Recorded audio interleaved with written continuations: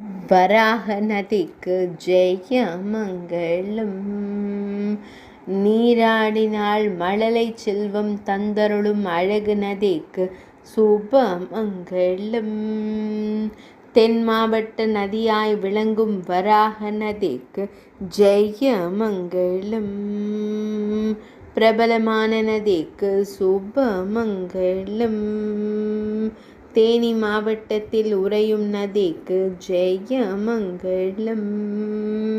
பெரியகுளம் பாலசுப்பிரமணிய சுவாமி ஆலயத்தின் அருகே ஓடும் வராக நதிக்கு சுபமங்களம். இடது கரையினில் ஆண் மருத மரமும் வலது கரையினில் பெண் மருத மரமும் வைத்து நடுவில் ஓடும் அழகு நதிக்கு ஜெய மங்களம். பக்தர்களை காத்தருள்வதற்கு சுபமங்களம். பக்தர்களுக்கு நல்வாழ்வு தந்தருளும் நதிக்கு ஜெய மங்களம்.